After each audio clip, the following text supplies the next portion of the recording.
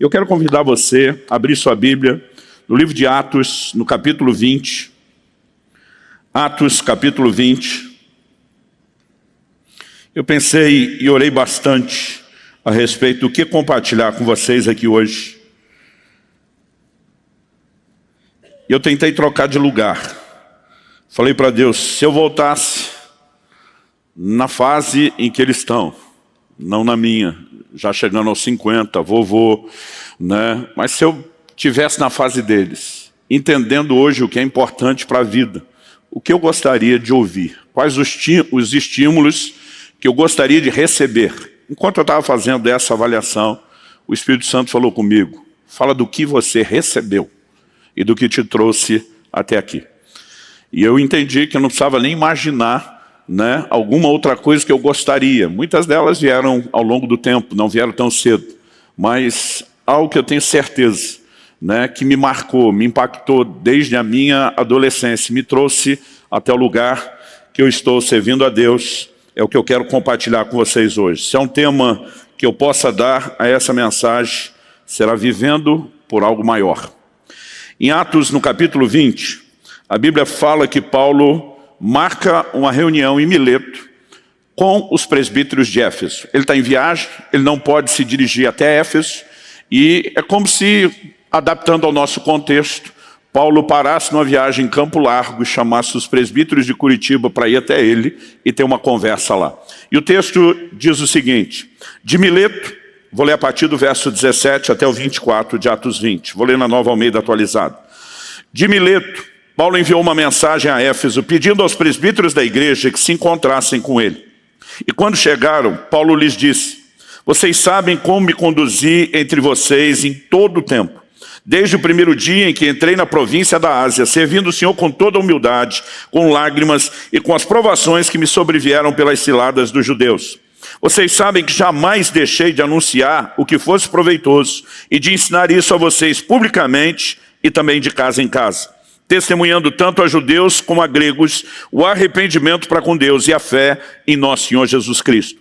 E agora, impelido pelo Espírito, vou para Jerusalém, não sabendo o que ali vai me acontecer, exceto que o Espírito Santo, de cidade em cidade, me assegura que prisões e sofrimentos estão à minha espera. Porém, nada considero a vida preciosa para mim mesmo, desde que eu complete a minha carreira e o ministério que recebi do Senhor Jesus para testemunhar o Evangelho da graça de Deus. Eu quero especialmente destacar o verso 24. Em nada considero a vida preciosa para mim mesmo, desde que eu complete a minha carreira e o ministério que recebi do Senhor Jesus para testemunhar o Evangelho da graça de Deus. Quando Paulo fala a respeito de não considerar sua própria vida preciosa para si mesmo, em função de um anseio, né, de uma obsessão por completar a carreira, ele está falando que sua vida era norteada por algo muito maior do que mere simplesmente propósitos egoístas ou naturais e terrenos. Então, quando ele está nessa conversa com os presbíteros da igreja de Éfeso, ele está procurando estimulá-los por meio do seu próprio exemplo. Ele diz, vocês sabem que eu tenho servido o Senhor com toda humildade, com lágrimas, né, diante das provações, das ciladas que os judeus colocaram diante de mim. Em outras palavras, ele está dizendo, vocês sabem o preço que eu tenho pagado até aqui, mas nunca deixei de anunciar a vocês o que fosse proveitoso, nunca deixei de ensinar isso publicamente e também de casa em casa, nunca deixei de testemunhar tanto a judeus como a gregos o arrependimento para com Deus e a fé em nosso Senhor Jesus. E ele diz agora, indo para Jerusalém, a única garantia que eu tenho é que o Espírito Santo me assegura que o que me aguarda de cidade em cidades são cadeias, são, né, perseguições, prisões, sofrimentos estão à minha espera. Muitas vezes nós ficamos tentando estimular as pessoas a viver o Evangelho de forma mais intensa, né? Pregá-lo é um desafio ainda maior. E muitas vezes com todo estímulo e encorajamento é difícil fazer alguém romper a inércia e se mexer. Mas Paulo está dizendo, eu sei que o que me aguarda são sofrimentos, são prisões, e mesmo assim ninguém me segura, mesmo assim ninguém me para, mesmo assim eu estou de cabeça erguida, seguindo sempre adiante. Por quê? Ele diz, porque eu não considero minha vida preciosa para mim mesmo. Em outras palavras, ele está dizendo, e ele afirma isso em outra conversa no livro de Atos, eu estou disposto não apenas a ser preso, eu estou disposto a morrer pelo evangelho de nosso Senhor Jesus. E aqui nós vemos alguém que, obviamente, está comunicando algo que é fora do padrão. Ele está dizendo, eu não vivo por aquilo que normalmente guia e dirige a vida de vocês. Preocupações apenas com aquilo que é natural e terreno. Ele está dizendo, eu vivo por algo maior.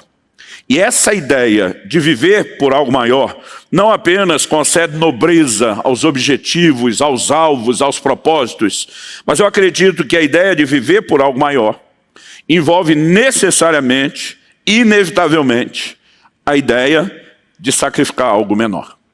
Porque para que você consiga viver por aquilo que é maior, você provavelmente vai ter que sacrificar algumas coisas menores. Ele está dizendo, eu estou disposto a sacrificar o meu conforto, eu estou disposto a sacrificar aquilo que me agrada, eu estou disposto a sacrificar minha própria vida. E o que leva alguém, não apenas um gigante do Novo Testamento, da fé e da história da igreja como Paulo, mas o que leva alguém a absorver esses valores e conseguir entrar nesse lugar de convicção e nortear a sua vida de uma forma inabalável por esses princípios. Acredito que isso é a soma do entendimento de muitos princípios e valores da palavra de Deus, sem contar que a gente pode destacar a própria experiência de Paulo, que o leva a um entendimento mais profundo dessas verdades espirituais. Mas, embora ao longo do caminho haja inúmeras experiências, né? E as experiências são importantes, são marcantes, elas despertam a nossa vida. Acredito que em outros momentos o que eu e você precisamos para permanecer firme no mesmo trilho, decididos a viver por algo maior, é a consciência de verdades e princípios que devem nortear a nossa vida. Eu gostaria de conversar com vocês sobre a importância de viver por algo maior, construindo isso em cima de 3 alicerces. No primeiro, eu quero falar da importância da gente definir o que é mais importante. Quando falamos em termos de vida, e não apenas vida terrena, mas vida eterna. Em segundo lugar, a gente precisa entender que, depois de compreender o que é mais importante, nós vamos ter que batalhar com o que eu vou classificar aqui de distrações da vida terrena. Qualquer pessoa que entende a importância de ser norteado por aquilo que é eterno, precisa estar consciente de que ele vai travar uma batalha com distrações da vida terrena. E em terceiro e último lugar, eu queria destacar aquilo que para mim, eu particularmente acredito que é uma das formas de nós nos mantermos firmes na perseguição do alvo. É aonde ajustamos o nosso foco, a importância de estar mirando, né, visando a recompensa eterna que Deus tem para nós.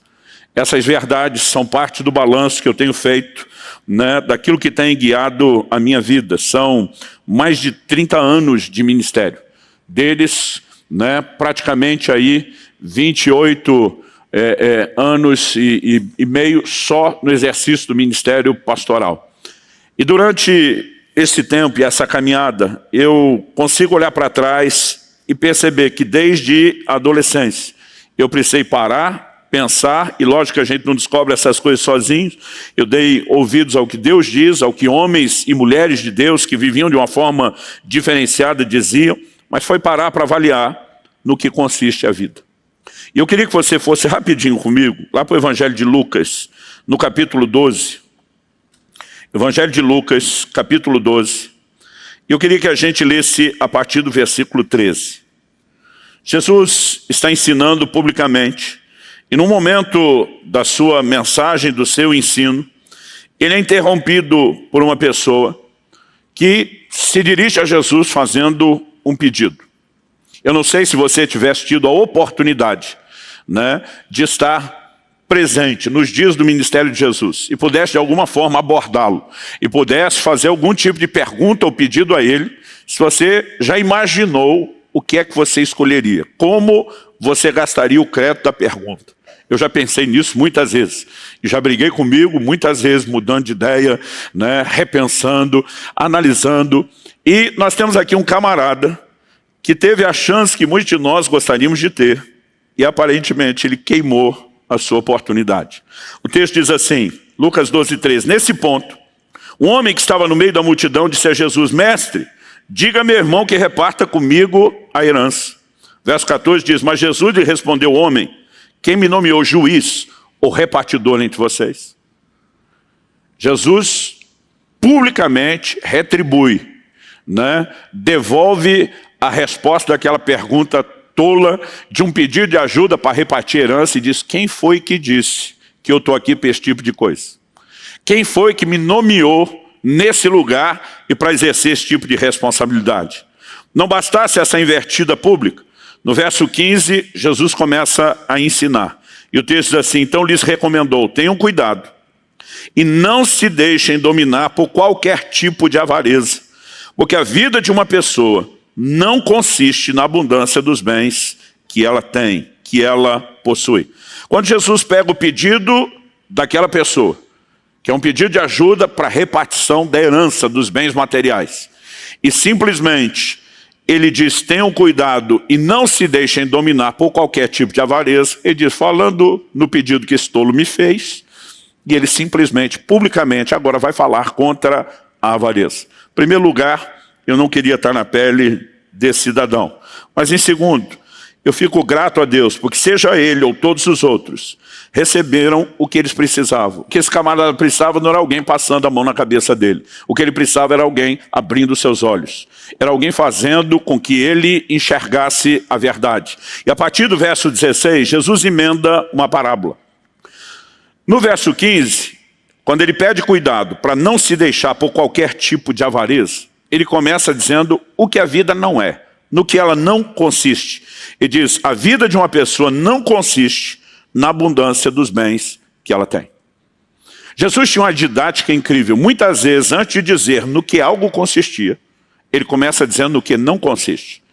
Muitas vezes, antes de colocar o fundamento correto, ele começava removendo o fundamento errado. Eu não sei você, mas eu me lembro dessa fase na vida, onde você começa a perceber que dinheiro é tão importante para você acessar tanta coisa. E você começa a imaginar que quanto mais você juntar e tiver, melhor vai ser a vida, não apenas divertida, mas vai proporcionar a você realização, satisfação. E o Senhor Jesus está dizendo, a vida de uma pessoa, isso é a ótica divina, obviamente, não consiste na abundância dos bens que ela possui. Então ele emenda no verso 16, e acredito que aqui, depois de dizer no que não consiste, é que ele vai mostrar no que deve consistir a vida. Jesus lhes contou ainda uma parábola dizendo: o campo de um homem rico produziu com abundância. Então ele começou a pensar: que farei?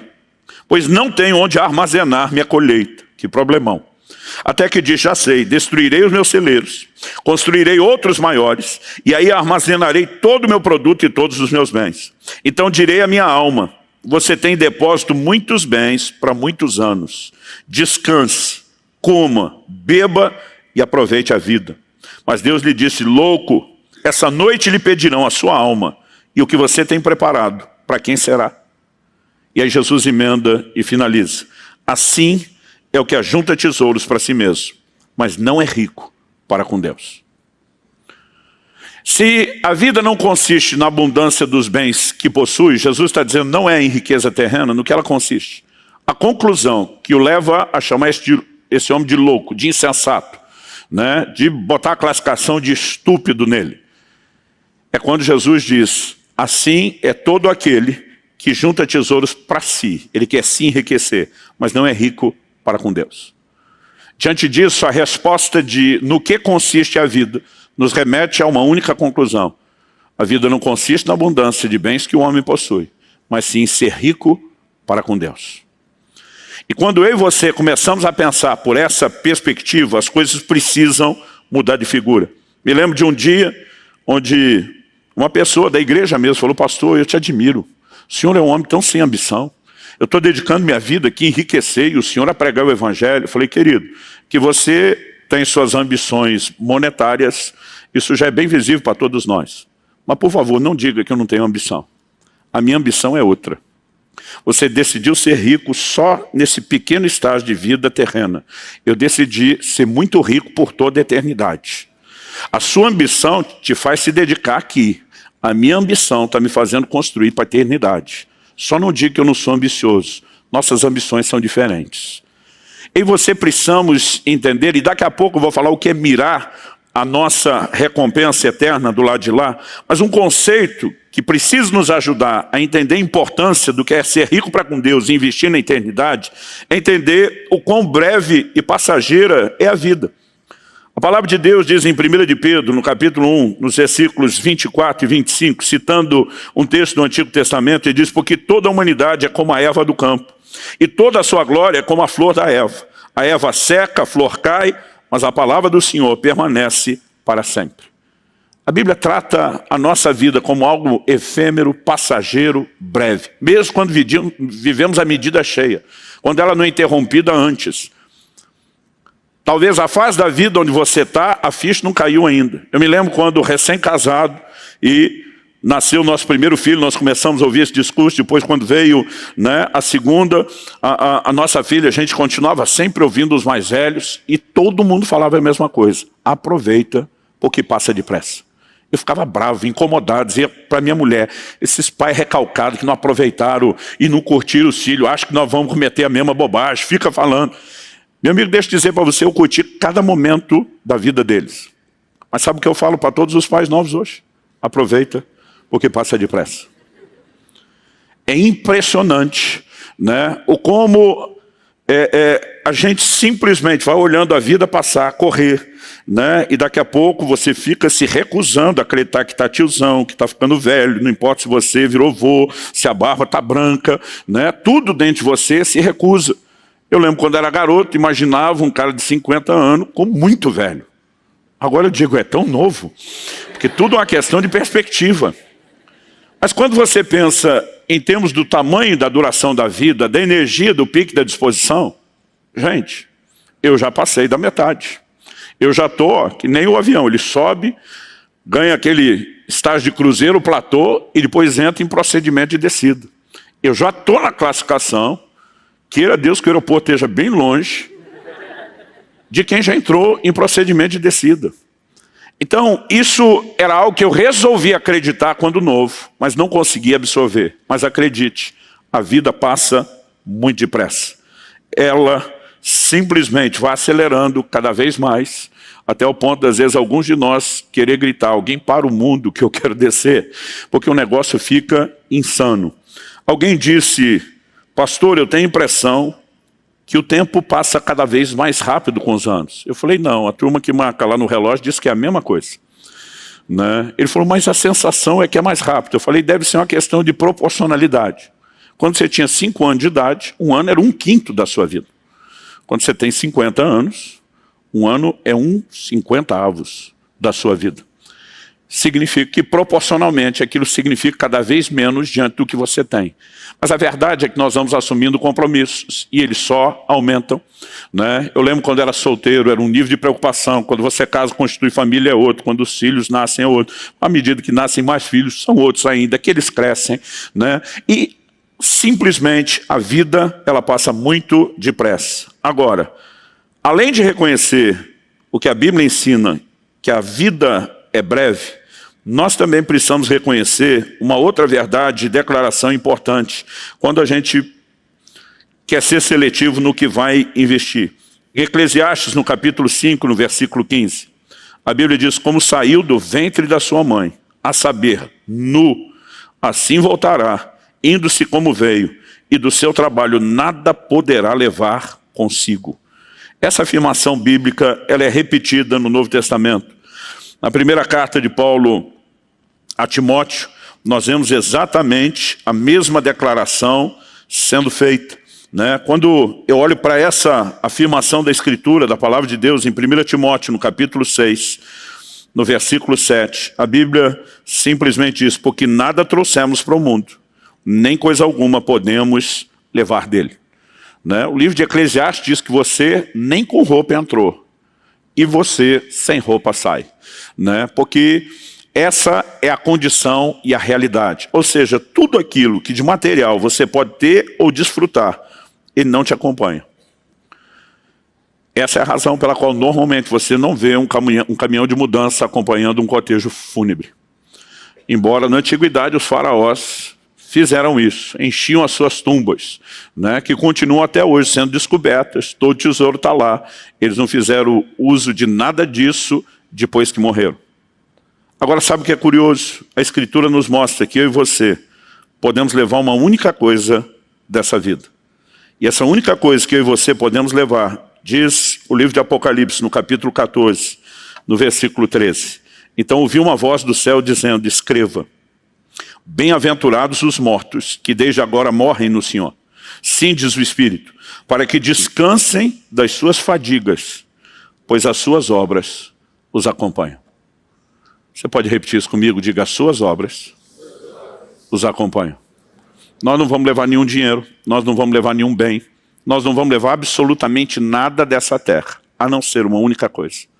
A Bíblia diz, o que fazemos, nossas obras nos acompanham. Nos acompanham para onde? Para um lugar onde compareceremos depois da morte. A Bíblia diz no livro de Hebreus, no capítulo 9, no verso 27, ao homem está ordenado morrer uma só vez, vindo depois disso o juízo. Então depois da morte haverá prestação de contas, haverá julgamento. E no julgamento, que será levado em conta e tratado, diz respeito às nossas obras. Quando eu e você começamos a entender o que é mais importante, né? Quando eu e você começamos a compreender essas coisas, aí o nosso foco começa a ajustar melhor naquilo que é eterno. O Senhor Jesus diz em João no capítulo 6, no verso 27, trabalhem, não pela comida que se estraga, que perece, mas pela que permanece para a vida eterna, a qual o Filho do Homem dará a vocês, porque Deus, o Pai, o confirmou com o seu selo. Hoje em dia a gente pensa no trabalho não só como meio de sobrevivência, mas de ampliar o conforto. Na antiguidade, eles pensavam em essência na sobrevivência. Mesmo o homem rico que falou, vou encher os celeiros, ele diz, vou parar de trabalhar, vou curtir a vida, porque eu tenho sustento para muitos anos. Hoje em dia, a nossa vida é relativamente mais fácil. Você imagina a época onde o camarada acordava e não tinha nenhum mercadinho, nenhuma loja de conveniência. Ele normalmente tinha que comer daquilo que plantava, ou tinha que caçar alguma coisa. As comidas não eram preparadas rápidas como hoje, né? Você joga um miojo, 3 minutos no fogo, está cozido. Não tinha isso. Você vai ver situações desde o Velho Testamento até o Novo, né? A Bíblia diz em Atos 10 que Pedro estava com fome. O povo diz, nós vamos preparar a comida para você. Ele diz, vou no telhado orar. Porque a comida não saía rápido, gente. Eles normalmente iam matar o bicho, limpar o bicho, né? Salgar o bicho, assar o bicho. O negócio não era assim tão rápido.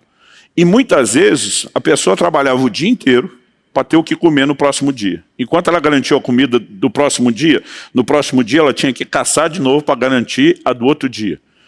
Hoje nós ainda pensamos num pouquinho mais, quando falamos de uma produtividade que pode dar um pouco de conforto, mas Jesus está dizendo, não trabalhem pela comida que perece. Trabalhem por aquela que permanece para a vida eterna. Eu vejo hoje em dia uns crentes pagando uma fortuna para uns coaches. E não estou falando contra isso. Priorize e organize a sua vida, mesmo que isso custe algum investimento. O que eu não entendo é uns camaradas pagar tão caro para uns coaches, que às vezes até besteira falam, e não ouvir o conselho que Jesus, que para rebaixá-lo, a gente poderia chamá-lo de o maior de todos os coaches. Mas essas pessoas pagam para ouvir alguém aqui e não ouve o que Jesus do lado de cá está falando de graça. Ele diz, não trabalhe pela comida que perece. Trabalhe pela que permanece para a vida eterna. Se eu e você não definirmos o que é mais importante, nossa vida vai seguir sem rumo ou vai seguir o rumo errado. A segunda coisa que eu entendo é que mesmo quando você entende, compreende isso, você precisa entender que a vida terrena está cheia de distrações. No Evangelho de Marcos, no capítulo 8, Jesus fala de uma característica da vida cristã que não é tão popular. O verso 34 de Marcos 8 diz, então convocando a multidão e juntamente seus discípulos, Jesus lhes disse, se alguém quer vir após mim, negue-se a si mesmo, tome a sua cruz e siga-me. De novo, a ideia de que se você quer viver por algo maior, tem que sacrificar algo menor. Ele diz, você quer vir após mim? Você quer ser meu discípulo? Deixa eu te dizer, é do meu jeito, não é do seu. São os meus valores, não são os seus. São as minhas regras, não são as suas. Depois de dizer isso, nosso Senhor continua e diz, dito isso, pois quem quiser salvar a sua vida, a perderá. E quem perder a vida por minha causa e por causa do Evangelho, esse a salvará. De que adianta uma pessoa ganhar o mundo inteiro e perder a alma? O que daria uma pessoa em troca da sua alma? Jesus, obviamente, aqui está destacando valores. E disse: você quer ser meu discípulo? Deixa eu dizer o preço, tem que tomar a cruz. O que é tomar a cruz? As pessoas confundem isso. Um dia um rapaz me apresentou a sogra, falou: pastor, deixa eu te apresentar a minha cruz. Eu fiquei sem entender, eu falei: como é que é? Ele falou: minha sogra. Eu olhei e falei: é uma santa mulher de Deus. Ouvi esse desaforo e não retribuí, né? Mas o que eu e você precisamos entender é que cruz, diferente do que muitas vezes a gente usa, não é problema ou dificuldade. Quando Jesus foi sentenciado à morte por crucificação, que era uma das formas de execução mais comuns do Império Romano, ele foi obrigado a carregar sua cruz até o lugar da crucificação. Isso era uma confissão e uma admissão pública para todo mundo que o assistia carregando a cruz. Eu fui sentenciado à morte. Sou um condenado à morte. Jesus está dizendo: quer ser meu discípulo? Pega a sua cruz e assuma diante do mundo inteiro que você vai ter que morrer para você. Você não tem mais o direito de viver para você, se quiser ser meu discípulo. Em outras palavras, ele está dizendo: assuma a sentença de morte. Mas aí ele diz assim no verso 35, quem quiser salvar sua vida, vai perdê-la. E quem perder sua vida por minha causa, por causa do Evangelho, esse a salvará. Às vezes eu li uns textos que não entendia, pensava: Deus, o Senhor é do contra. O que se humilhar vai ser exaltado, o que exaltar vai ser humilhado. Parece que o Senhor quer sempre ir na contramão. O cara tentou salvar, perde. Tentou perder, salva. Na verdade, o que eu e você precisamos entender é que Jesus acabou de anunciar: você vai morrer para si. Aí diz assim: quem quiser salvar a sua vida, e salvar a sua vida é escapar da cruz. Aí vai perder. É aí que vai dar ruim. A perda não é a cruz. A perda é você fugir da cruz. Mas aí depois ele diz: mas quem perder a sua vida por minha causa e por causa do Evangelho, acertar a cruz, morte para si mesmo, esse a salvará. Ele não está falando nem da salvação eterna, mera e simplesmente. Ele está falando de, muitas vezes, pessoas que querem se poupar da privação em nome de vamos divertir, elas viverão as maiores perdas. Gente que aceita a perda, vamos nos privar do que é necessário, viverão os maiores deleites. Quem está entendendo, diga amém. Aí depois ele pergunta: de que adianta a pessoa ganhar o mundo inteiro e perder sua alma? Que daria uma pessoa em troca da sua alma? Mas a verdade é que, ainda que se as pessoas fossem pensar de forma fria, não negociariam a alma. Normalmente não é assim que elas pensam. Por quê? Porque muitas vezes a gente acaba sendo levado e distraído por aquilo que é terreno. A pregação contemporânea do Evangelho tem focado demais aquilo que é terreno. Gente, de coração, eu não estou aqui dizendo que Deus não quer trazer bênçãos que envolvam questões materiais e terrenas. Mas quando o Evangelho parece se reduzir só a isso, aí nós temos algo muito errado. Porque em 1 Coríntios 15, 19, Paulo diz: se é só para essa vida que esperamos em Cristo, nós somos de todos os homens os mais dignos de lástima. Então não estou aqui dizendo que ele não pode abençoar sua casa, constituir família, como fez com as parteiras do Egito, que ele não pode te fazer prosperar e derramar inúmeras bênçãos materiais. Mas se o Evangelho for só isso, nós o empobrecemos demais. Ele é muito mais do que isso. E na verdade o grande foco não é naquilo que é terreno, é naquilo que é eterno. E muitas vezes nós não percebemos o quanto a gente pode, ao longo do caminho, ser distraído por um foco errado. A pergunta que eu e você precisamos fazer: o Evangelho proporciona só lucro? Ou ele também traz perdas? Se você olhar principalmente a perspectiva natural, terrena, temporária, ele não vem oferecendo apenas ganho, ele vem oferecendo perda. Na eternidade, esqueça as perdas. Ele nos oferece só ganho. Mas agora, muitas vezes eu e você vamos ter que sacrificar algo menor por causa daquilo que é maior. Muitas vezes eu e você vamos ter que sacrificar coisas que nem necessariamente são pecado, mas poderiam nos desviar do propósito.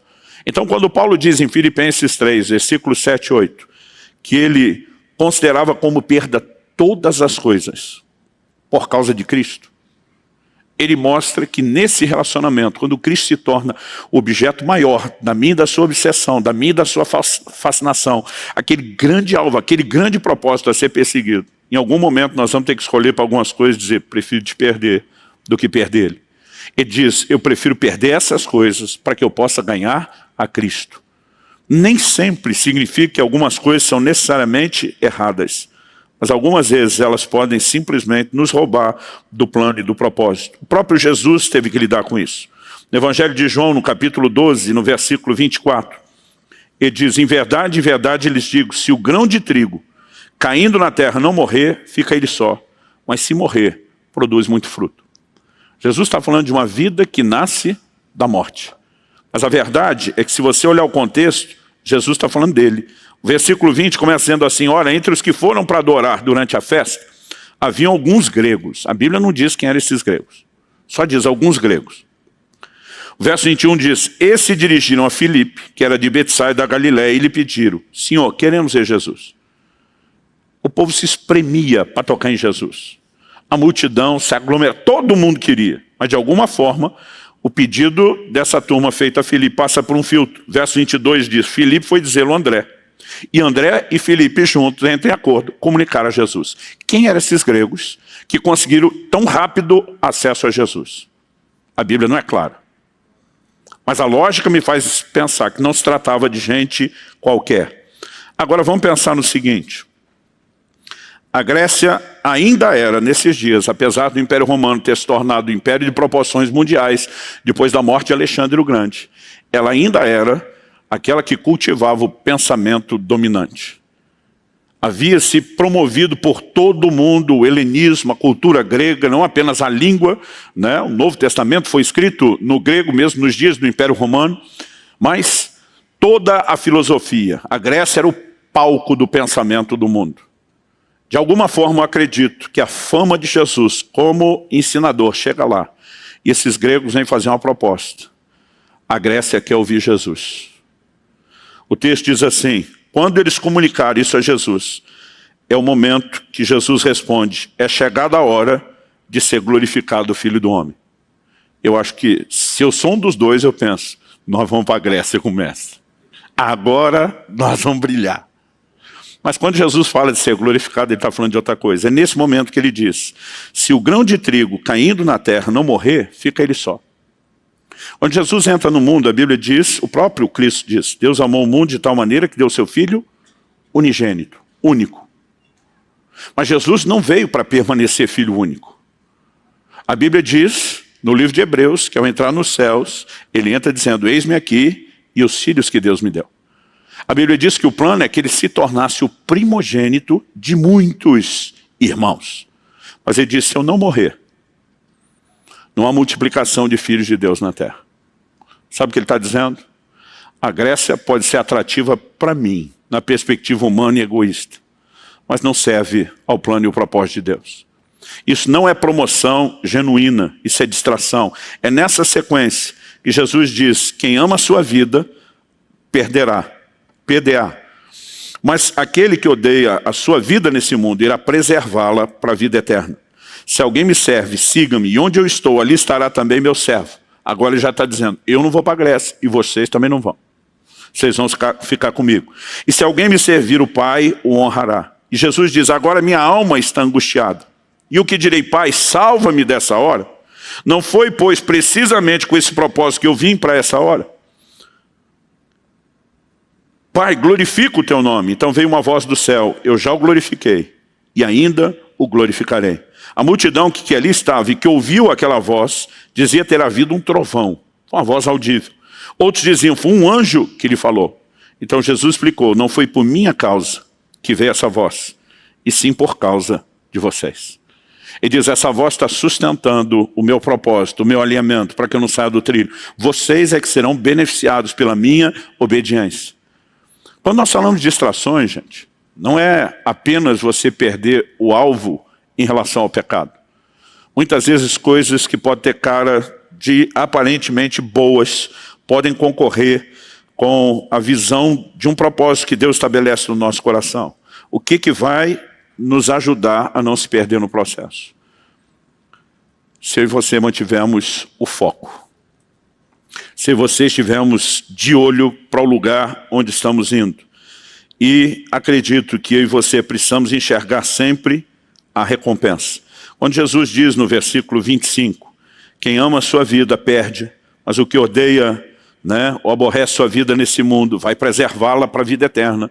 O tempo todo ele está falando para mim e para você, você pode fazer uma escolha de buscar gratificações temporárias ou de buscar recompensas eternas. Se eu e você escolhemos viver por algo maior, não é apenas o quão nobre é a nossa escolha, mas o algo maior também é algo maior, inclusive em termos de recompensa, inclusive em termos de gratificação, inclusive em termos de retorno do investimento. E eu e você precisamos aprender a colocar os nossos olhos na recompensa. Quem está entendendo, diga amém. Segundo aos Coríntios, capítulo 5, versículos 10 e 11, Paulo diz assim, porque é necessário que todos nós é cada um sem exceção, nenhum de nós vai escapar disso. É necessário que todos nós compareçamos diante do tribunal de Cristo, para que cada um receba segundo o bem ou o mal que tiver feito por meio do corpo. Lembra de Apocalipse 14, 13, que as nossas obras nos acompanham? Para onde elas nos acompanham? Para o tribunal.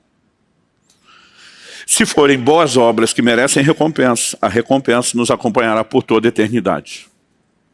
Mas se tiver algum tipo de julgamento, ele também vai permanecer conosco por toda a eternidade. Nós não podemos achar que isso é um assunto sem importância. Em Hebreus, no capítulo 6, nos versículos 1 e 2, a Bíblia fala dos rudimentos da doutrina de Cristo, daquelas bases, do alicerce. Lá, o escritor destaca 6 coisas: o arrependimento de obras mortas, a fé em Deus, a doutrina de batismos, imposição de mãos. Aí ele fala da ressurreição dos mortos e do juízo eterno. Quando você olha para essas duas, que tem o caráter final, nós não podemos negar que se o juízo eterno é colocado no rudimento da doutrina de Cristo, é algo que nós temos que tratar como essencial, como básico. Haverá retribuição e recompensa. E nossas escolhas na vida terrena deveriam ser norteadas pela percepção das recompensas eternas. Vou repetir isso mais uma vez. Nossas escolhas na vida terrena deveriam ser norteadas pela percepção da recompensa eterna. Dá uma olhadinha comigo em Hebreus, no capítulo 11, versículo 35. Ele começa falando até o versículo 32 dos heróis da fé. No início do verso 32, ele diz: me faltará tempo necessário para falar de Gideão, Baraque, Sansão, Jefité, Davi, Samuel, dos profetas, porque até então ele relacionou muitos atos de fé de muitos homens de Deus no Antigo Testamento. No 33 ele diz: os quais por meio da fé conquistaram reinos, praticaram a justiça, obtiveram promessas, fecharam a boca de leões, aqui entende-se que está falando de Daniel, extinguiram a violência do fogo, seus amigos, escaparam de ser mortos à espada, da fraqueza tiraram força, fizeram-se poderosos na guerra, puseram em fuga exércitos estrangeiros. No 35 ele diz: mulheres receberam pela ressurreição os seus mortos. Até aqui foi gente que foi livre pela fé. Livre da boca do leão, livre do fogo, livre do inimigo, a fé os livrou. Mas agora ele muda o tom e diz: alguns foram torturados. Não porque a fé não funcionaria para livrá-los. Ele diz assim: não aceitando o seu livramento, para obterem superior ressurreição. Alguns fizeram uma escolha: eu posso, como Daniel, crer e escapar da boca do leão. Eu posso, como os amigos de Daniel, crer e apagar a força do fogo. Eu posso, como outros, crer e ter o livramento do inimigo. Mas e se eu quiser não usar a fé para livramento? E se eu preferir sofrer? Pastor, por que alguém faria essa escolha estúpida? Estúpida se você pensar só no momento. A Bíblia diz que eles estavam de olho numa superior ressurreição. Então, nos rudimentos da doutrina de Cristo, a Bíblia fala da ressurreição dos mortos, depois do juízo eterno. O que se segue à morte no tempo do fim será a ressurreição. O que se segue aos dois é a recompensa e o juízo. Quando eu e você começamos a entender o que a Bíblia ensina sobre isso, em 1 Coríntios, no capítulo 15, por exemplo, o apóstolo Paulo, ele fala que há uma distinção. Quando ele está falando, do corpo ressuscitado, ele diz no verso 40, Também há corpos celestiais e corpos terrestres. E sem dúvida, uma é a glória dos celestiais, outra dos terrestres. Uma é a glória do sol, outra a glória da lua, outra das estrelas. E diz até entre estrela e estrela, a diferença de glória. E diz no mesmo padrão de corpo, vai ter diferença de glória. Quando chegar a ressurreição, nem todos ressuscitam com o mesmo nível de glória. Entenda, absorva e assimile essa verdade. O céu não tem regime socialista. Ele é igualitário no sentido de salvação, do valor que cada um tem, não de retribuições. Nós colhemos aquilo que plantamos. Isso é determinado por Deus, esse é o padrão de justiça divina. Cada um será recompensado de acordo com aquilo que fez, com o nível da sua doação, com o nível da sua entrega. Esses camaradas estão diante da morte, diz, a gente pode crer e ser livre, mas a gente pode escolher não crer, mirando uma superior ressurreição. E Deus diz, pode.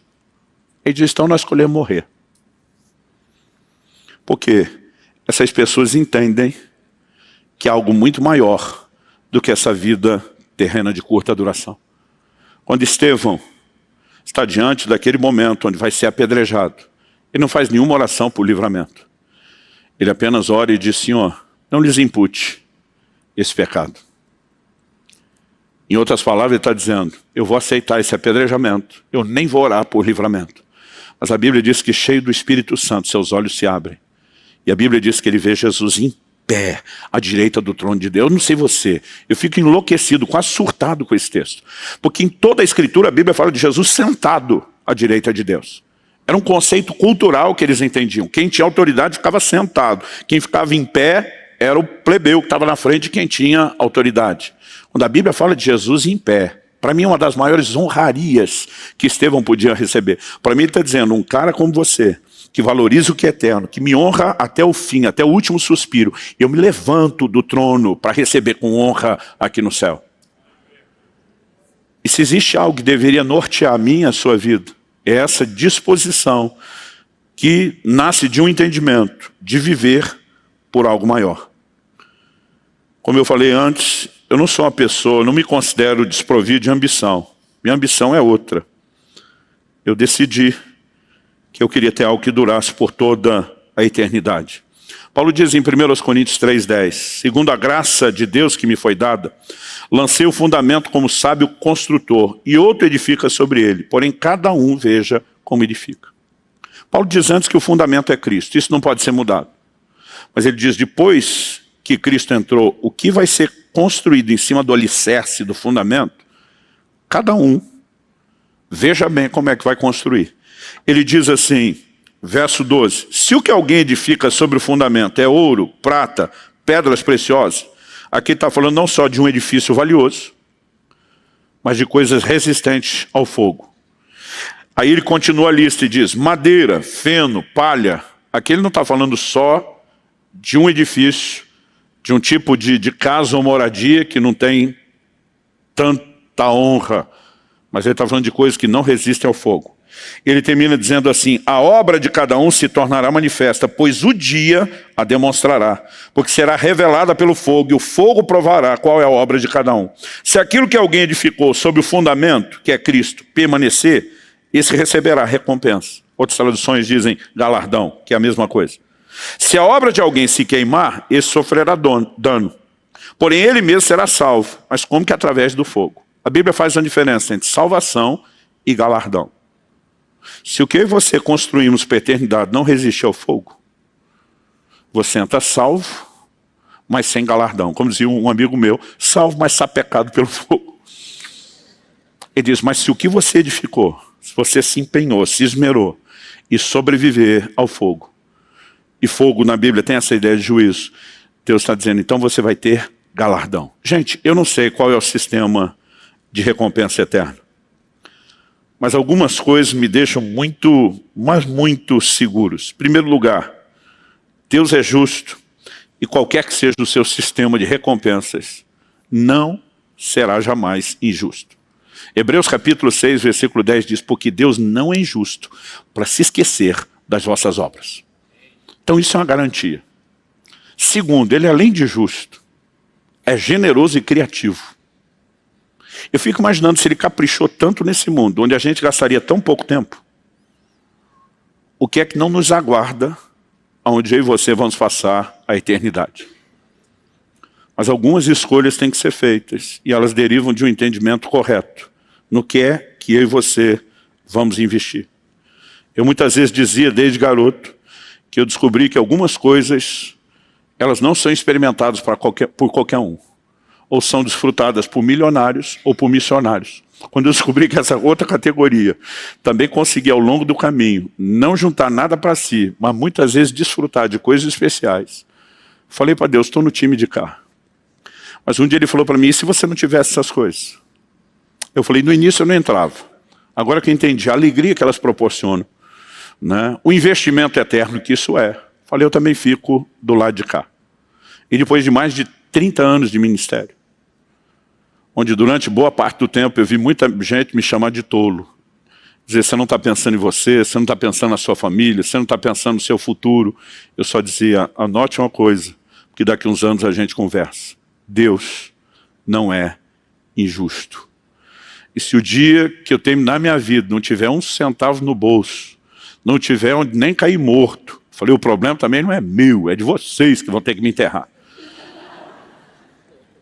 Eu falei, o que importa é aquilo que nós vamos desfrutar por toda uma eternidade. Hoje, se eu olho para trás, percebo algumas das boas escolhas que eu fiz, orientado por gente que conhecia o Senhor e a palavra, e obviamente isso foi se consolidando ao longo do tempo, né? À medida que eu mesmo consegui enxergar e entender essas verdades nas Escrituras, eu acredito que isso se deriva de um entendimento que me levou a uma decisão. Eu quero viver por algo maior. Agora, os grandes heróis de Deus não são encontrados só nas páginas da Bíblia, em épocas milenares, muito longe e distante dos nossos dias. O avivamento morável, há poucos séculos atrás, nos mostrou que é possível um grupo de pessoas se voltar para Deus de uma forma única e singular. Eles tiveram uma reunião de oração que durou mais de 100 anos, ininterruptamente, funcionando. Desse despertamento, pela presença, paixão por Deus e pelos seus valores, um dos maiores movimentos missionários da era moderna da igreja se despertaram. Esses camaradas saíram levando o evangelho por todo o mundo. Agora, conta-se a história de dois deles que vieram para a região, para as ilhas da América Central, e souberam e tiveram a notícia que o dono da ilha tinha milhares de escravos trabalhando e que não havia cristãos nem igrejas entre eles. Eles escrevem cartas pedindo permissão para poder entrar para pregar o evangelho. E o dono nega. E diz, ninguém tem permissão de entrar aqui, a não ser que entre como escravos. Ele escreve uma outra carta. E eles oferecem vender a sua liberdade para entrar como escravos na ilha. E eles precisavam vender a liberdade para ter o dinheiro da passagem. A história acabou não se concretizando dessa forma por questões legais. Na época, eles não eram negros, não se encaixavam no padrão da escravatura, mas eles não sabiam que o processo final seria legalmente derrubado. Eles se dispõem a irem até o fim. No dia que entram no barco, estão para se despedir, aquele momento de choradeira de famílias, amigos e parentes, porque não há viagem com retorno. Eles nunca mais seriam vistos por ninguém. Era uma despedida permanente. Esses dois gritam do barco uma frase que acabou se tornando o lema, o grito de guerra do movimento morável. O grito deles foi que através de nossas vidas, o cordeiro que foi imolado receba a recompensa do seu sofrimento.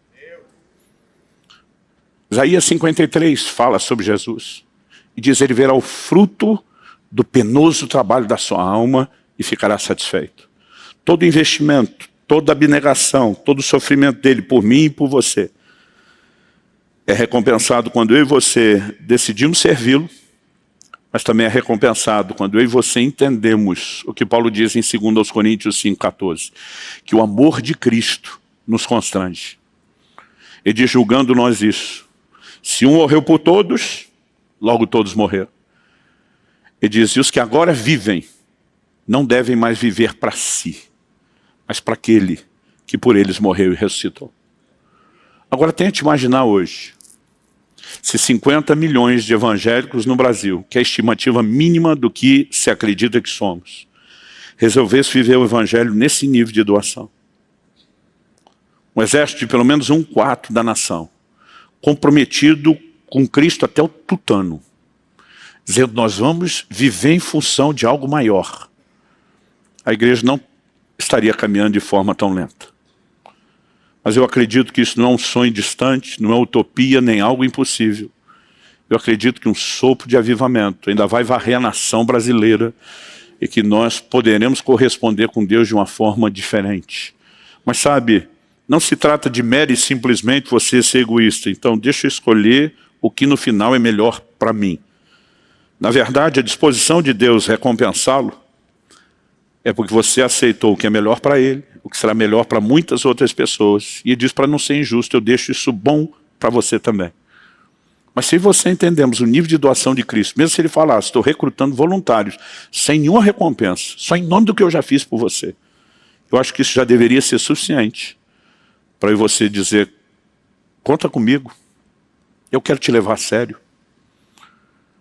Sabe, eu acredito que o crente que sai, vira as costas para os prazeres do mundo, mas não entra para mergulhar em Deus de verdade, ele acaba ficando num lugar muito sem graça. Está certo que ele deixou as coisas que custarão a morte eterna, mas ainda que naturais, tinha algum tipo de gratificação e diversão. Mas quando eu e você vivemos uma vidinha religiosa, sem vergonha, eu não acredito que isso seja o grande motivo da troca. Precisa haver algo que norteie a minha e a sua vida para mergulhar nesse negócio de cabeça. Para dizer, eu vou entrar com tudo, eu vou sem reserva, eu vou dar tudo de mim. Outro dia alguém falou, pastor, parece que o que vocês incitam é um certo fanatismo. Não, fanatismo é pouco porque a gente quer. Fanatismo as pessoas fazem sem ter Cristo. O nosso é um outro nível de loucura. Tem que ser mais do que isso. Porque nas palavras do próprio Jesus, essa é a natureza do Evangelho.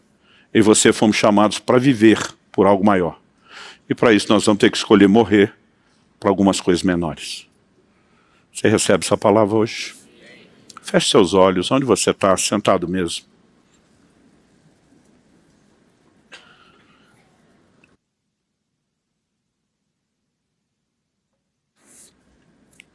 Espírito Santo,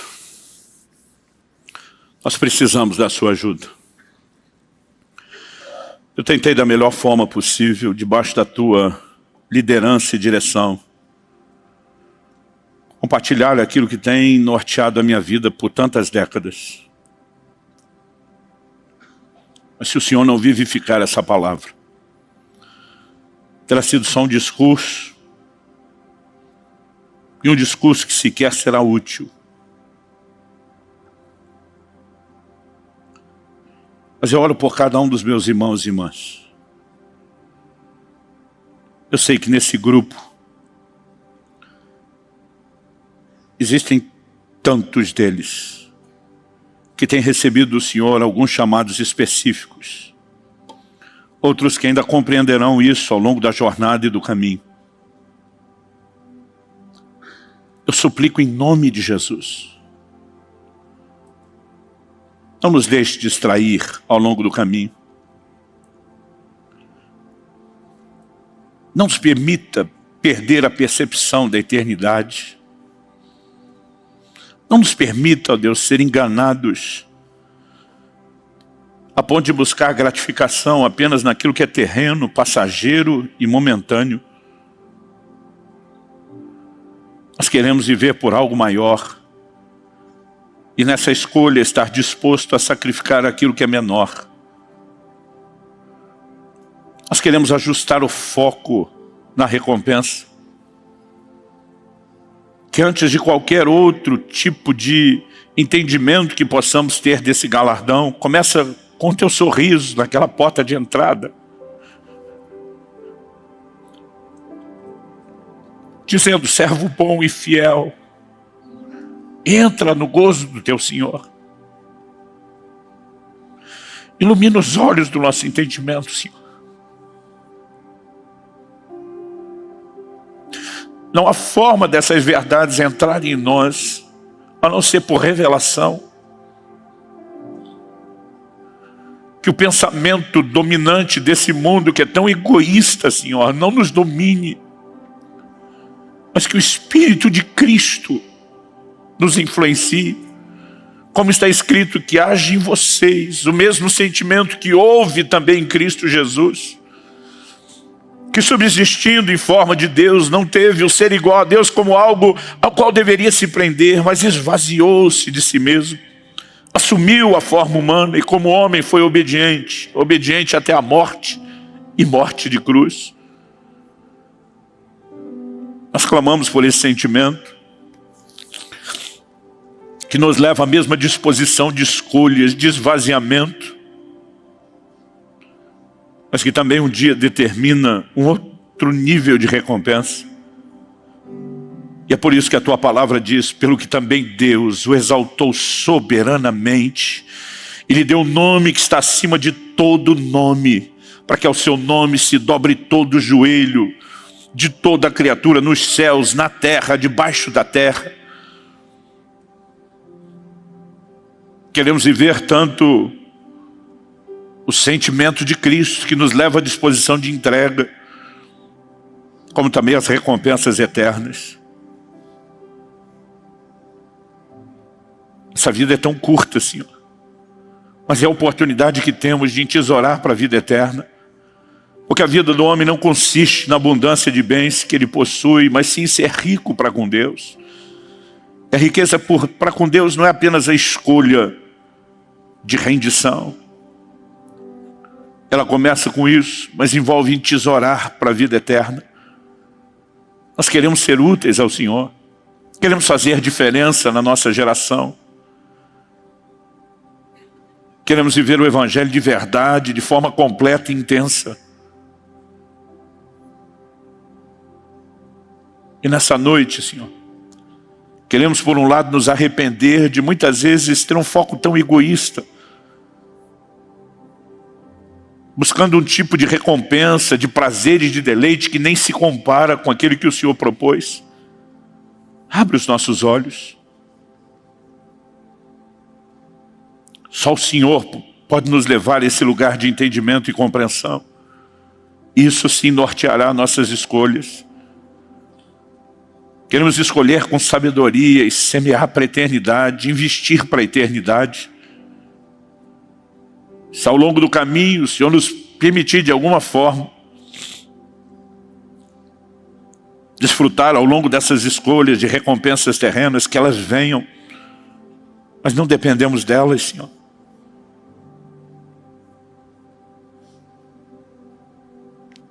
Queremos trabalhar não pela comida que perece, mas por aquela que permanece para a eternidade. Sopra sobre nós, não apenas aqui e agora, mas a partir de agora, que venham dias de despertamento, que venham dias de uma ação poderosa do Teu Espírito Santo no nosso íntimo, nos fazendo repensar o curso da nossa vida.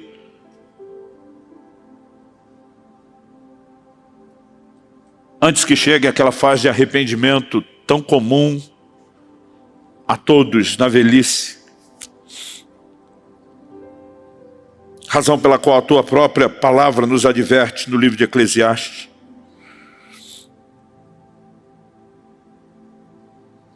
Lembre do seu Criador nos dias da sua mocidade, antes que venham os dias maus e cheguem os anos em que você dirá, não tenho neles prazer. O Senhor tem nos dado uma oportunidade que muitos não tiveram de começar cedo, de planejar a devoção de uma vida inteira ao Senhor. Nós não queremos desperdiçar isso. Mas por outro lado sabemos que, como diz 1 Coríntios 2,14, o homem natural não entende as coisas do Espírito e para ele são loucura. É por isso que nós estamos clamando por discernimento espiritual. Ilumina os olhos do nosso entendimento, abra nossa mente e o nosso coração. Permita-nos acessar um nível de compreensão dessas verdades como nunca antes. Mesmo aqueles de nós que já alcançamos parte disso, Nós queremos entender numa nova medida, dispostos a sacrificar e te oferecer qualquer coisa, Senhor. Qualquer coisa.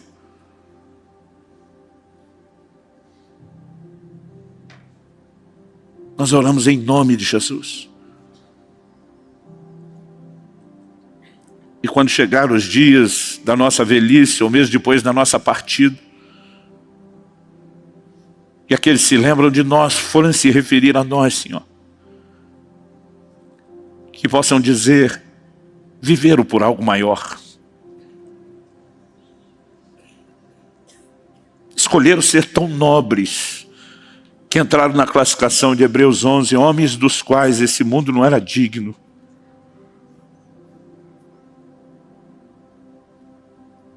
É o que nós te pedimos em nome de Jesus. Em nome de Jesus. E para a glória do teu nome mesmo.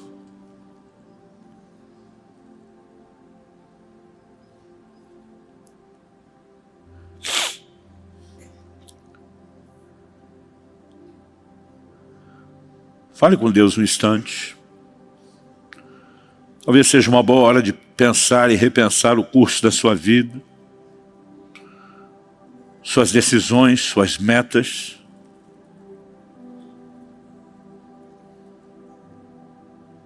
Talvez seja a hora de fazer alguma entrega específica a Deus.